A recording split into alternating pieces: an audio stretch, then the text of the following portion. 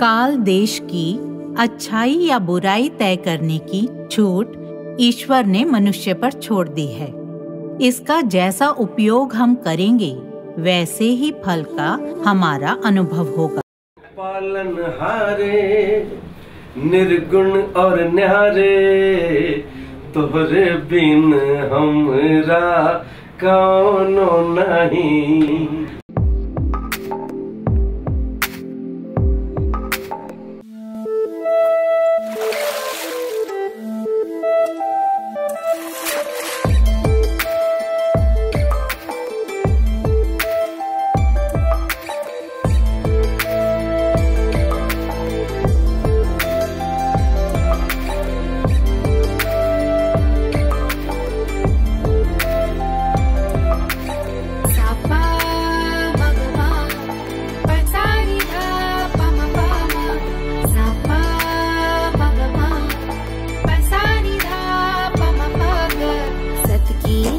पे चल के देता जो ये संदेश, प्रेम के रंग सब रंगे, सबका है एक खिवैया, भीड़ में हो या रहे अकेला, आनंद में रमता जो नंदती नंदती नंदती नंदती नंदती देवा, नंदती नंदती नंदती नंदती नंदती देवा, नंदती नंदती नंदती नंदती नंदती देवा, नंदती नंदती नंदती नंदती नंदती देवा।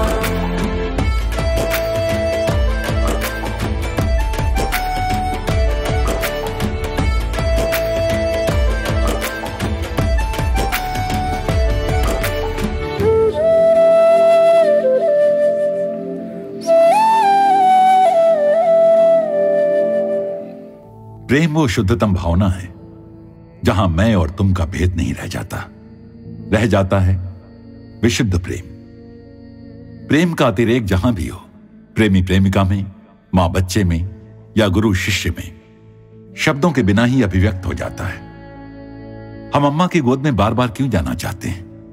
क्योंकि जगत के स्वार्थ भरे प्रेम से इतने खिन्न हो जाते हैं, इतने तप जाते हैं कि वहीं उस शीतलता का एहसास होता है जिसके लिए जन्मों से मन तरसा है। उनके विशुद्ध प्रेम की अभिव्यक्ति की ना कोई सीमा है, ना कोई शर्त, ना कोई भेदभाव, ना कोई अपेक्षा, और ना ही उसके लिए उन्हें प्रयास करना पड़ता है। जन्म देने वाली मां को भी बच्चे से आगे चलकर कोई अपेक्षा हो सकती है, लेकिन प्रेम स्वरूपिणी अम्मा तो देने के लिए ही प्रकट हुई हैं। बचपन से ही घर से खाने की चीजें, सोने के आभूषण तक चुराकर लोगों के कल्याण हेतु दे डालना, और फिर माता पिता की डांट और मार चुपचाप सहना, यह किसी साधारण बच्ची के लक्षण नहीं हो सकते। वो कोई समाज सुधारक नहीं थी जिसे आदर सम्मान की अपेक्षा थी, बल्कि शुद्ध करुणा और शुद्ध प्रेम की धारा थी जो सहज बह जा रही थी। इतनी नन्ही सी बच्ची अपनी प्रताड़ना की परवाह किए बिना सबके दुख दर्द को बांटने जो निकली, तो आज तक चले जा रही है। इन छोटे छोटे सुकोमल हाथों ने इतने बड़े बड़े काम किए हैं कि आने वाली पीढ़ियां अचंभे में पड़ जाया करेंगी कि एक साधारण सी महिला ने इतना सारा काम कैसे किया होगा। उत्तर एक ही होगा, जहां ऐसा विशुद्ध प्रेम हो वहां क्या संभव नहीं। प्रेम स्वरूपी और आत्म स्वरूपी आप सभी को नमस्कार। കാലദേശങ്ങളുടെ നന്മതിന്മകൾ നിശ്ചയിക്കാനുള്ള സ്വാതന്ത്ര്യം ഈശ്വരൻ മനുഷ്യന്റെ കയ്യിൽ ഏൽപ്പിച്ചിരിക്കുകയാണ്. അതിനെ എങ്ങനെ ഉപയോഗപ്പെടുത്തുന്നുവോ അതിനനുസരിച്ചുള്ള ഫലവും നമ്മൾ തന്നെ അനുഭവിക്കുന്നു. कई बच्चे कहते हैं मेरा समय खराब चल रहा है। असल में समय न अच्छा होता है न बुरा। हम ही समय को अच्छे या बुरे का नाम दे देते हैं। काल देश की अच्छाई या बुराई तय करने की छूट ईश्वर ने मनुष्य पर छोड़ दी है। इसका जैसा उपयोग हम करेंगे वैसे ही फल का हमारा अनुभव होगा। अपनी राह में प्रकाश या अंधियारा हम ही होते हैं। ये सुनकर संशय हो सकता है, रात को चलते समय हमारे हाथ में टॉर्च हो तो हमें रस्सी में सांप की या फिर सांप में रस्सी की भ्रांति बिल्कुल नहीं होगी, जस का तस देख पाएंगे। उसी प्रकार हम में बोध का उदय होने पर ज्यों का त्यों देखें तो सांप को देखकर इसका स्वभाव समझकर हम पीछे हट जाएंगे। ना तो रस्सी को सांप समझकर डरेंगे और स्वभाव समझकर पीछे हट जाएंगे। नंगे तार को छूने पर शौक लगेगा, इसे बिना छुए अपनी जगह से देख सकेंगे। वस्तुओं के स्वभाव को समझकर आगे बढ़ें, पर बोध हम में जग जाए कि ये जगत द्वंद्वात्मक है। द्वंद्व जगत का स्वभाव है। लॉटरी ली अब लगे ना लगे, इससे स्वीकृति का भाव आता है। जगत में द्वंद्व है, रात के साथ दिन है। हर चीज के दो स्वभाव होते हैं, सुख के साथ दुख है। स्वभाव है क्लॉक के पेंडुलम जैसा, सुख फिर दुख, सुख की ओर जाकर फिर दुख की ओर। मध्य में रखने के लिए ध्यान और आध्यात्मिकता सहायी हैं। ये जो चीज जैसी है वैसी समझकर स्वीकृति में मदद करता है। सफलता 90% प्रयत्न और 10% कृपा पर आश्रित है। 10% न हो तो 90% बेकार हो जाएगा। मनुष्य का प्रयत्न ही उसे कृपा का पात्र बनाता है। प्रयत्न के साथ स्वीकृति भाव भी होना चाहिए, दोनों चाहिए। यात्रा में गाड़ी ब्रेक डाउन हो सकती है, सब स्थितियों के प्रति ऐसा ही स्वीकृति भाव होना चाहिए। हम फूलों के बीज बोएं तो ये भूमाता सुगंधित और सुंदर फूलों की बगिया बन जाएगी, और कंटीली झाड़ियों को उगने दें तो वे हमें ही हानि पहुंचाएंगी। युद्धों की शुरुआत मानव मन से होती है तो समाधान भी वहीं से शुरू हो, और ये यूनाइटेड नेशन द्वारा भी मान्य तत्व है। अगर एक देश का प्रधानमंत्री दूसरे देश के प्रधानमंत्री को गाली दे, अपने भाषण में बुरा भला कहे तो युद्ध हो सकता है। ये उग्र विवाद युद्ध का रूप ले सकता है। यूएन देशों के प्रतिनिधियों को बुलाकर और उन्हें समझा बुझाकर युद्ध को टालने की कोशिश कर सकता है। चर्चा और संवाद द्वारा झगड़े निपटाने की कोशिश करते हैं। इस प्रकार परिवर्तन आते गए और युद्ध कम होते होते नगण्य हो गए। ये इन्हीं मार्गों द्वारा हो सका है। अगर हम हिटलर को देखें या महाभारत में दुर्योधन को, वैसा ही है। हमारे वचन दो-धारी तलवार जैसे होते हैं, चलाने से दोनों को चोट लगती है। हर शब्द सजग रहकर बोलें। इसीलिए अपना मन ही सुख दुख का कारण है, शास्त्र कहते हैं। मान लो किसी का पुत्र विदेश जाता है और विमान दुर्घटना की खबर मिलती है। सुबह का अखबार पढ़ते समय उसके हाथ थर-थर कांपने लगते हैं, जबकि दुकान पर खड़े होकर अखबार पढ़ने वाले बाकी लोग वही खबर ऊंचे स्वर में पढ़कर सुनाते हैं। लेकिन यहाँ ये आदमी थर-थर कांप रहा है। बाद में पता चलने पर कि वो उसके पुत्र वाला प्लेन नहीं था, उसमें शक्ति आ जाती है। अक्सर एक सर्जन अपने बच्चे के ऑपरेशन के लिए दूसरे सर्जनों से प्रार्थना करता है। हालांकि वो स्वयं सर्जरी में एक्सपर्ट है, पर अपने बच्चे के ऑपरेशन के लिए दूसरों से कहेगा। ममता के कारण वो अपने कौशल का उपयोग नहीं कर पाता, उससे गलती तक हो सकती है। इसीलिए साक्षी रहने को कहते हैं। जैसे आप दूर से देखते हो, ऐसे ही साक्षी रहिए। ये संभव है। जब हम ऐसा नहीं कर पाते तो हम बंधन में पड़कर अशक्त हो जाते हैं। हाथ में घाव हो जाए तो देखते रहने से भरता नहीं, बल्कि सेप्टिक हो जाएगा बाद में। रोना प्रायोगिक नहीं है, जो प्रायोगिक हो उसे स्वीकार करना चाहिए, ऐसा कहते हैं। और दुख तो आएगा ही, अपरिहार्य है, पूर्व जन्म के कर्म का फल है। ऐसा प्रारब्ध मेरे कर्म के कारण है। सत्कर्मों से सुधार कर सकते हैं। हमारी ओर से प्रयत्न होना चाहिए, सत्कर्म करने चाहिए।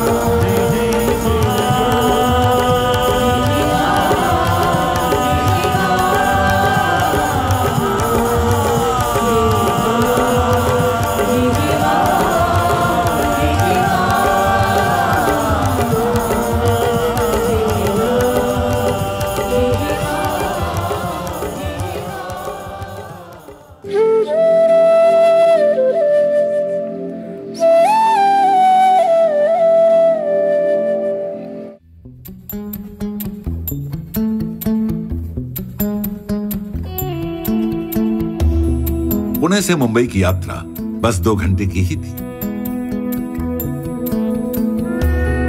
मुंबई भारत का वित्तीय केंद्र है। इसे भारत की फिल्म इंडस्ट्री का हृदय भी कहा जाता है, लेकिन वास्तव में भारत का हृदय और धुरी जिसके गिर्द ये घूमता है, इसकी आध्यात्मिक परंपरा है। और जब उस परंपरा की विशुद्ध मूर्ति अम्मा का मुंबई में आगमन होता है, तो फिर शेष किसी वस्तु का कोई अर्थ नहीं रह जाता। सबको एक मां की आवश्यकता होती है, जो उसका ध्यान रखे, उसे स्नेह दे, वात्सल्य पूर्वक गले से लगाए। राजनीति, कला और व्यावसायिक क्षेत्रों से कई गणमान्य लोग अम्मा से आशीर्वाद लेने आए, जिनमें श्री राज ठाकरे, महाराष्ट्र के तत्कालीन मुख्यमंत्री श्री देवेंद्र फडणवीस जैसे जाने माने राजनेता, प्रसिद्ध अभिनेत्री सुश्री श्रेया सरन तथा सुप्रसिद्ध गायक श्री उदित नारायण थे, जिन्होंने अम्मा को कुछ गीतों की पुष्पांजलि अर्पण की। निर्गुण और न्यारे तोहरे बिन हमरा कौनो नहीं। राम राम भज प्राणी जप ले, राम नाम की माला। रोम रोम तेरे राम रमा है, राम ही है रखवाला रे, जप ले राम की माला। सार्वजनिक कार्यक्रम अगले दिन सुबह होना था और अम्मा पूर्व संध्या को ही मुंबई आश्रम पहुंची।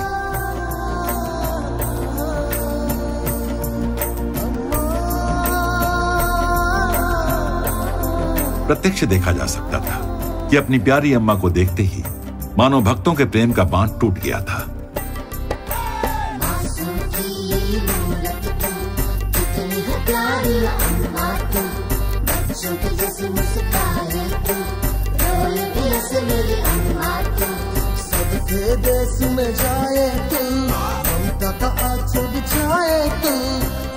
कभी न सोने वाले शहर में सूर्यास्त के समय अम्मा ने सबको ध्यान करवाया और फिर हजारों की संख्या में एकत्रित भक्तों और स्वयंसेवियों को प्रसाद दिया।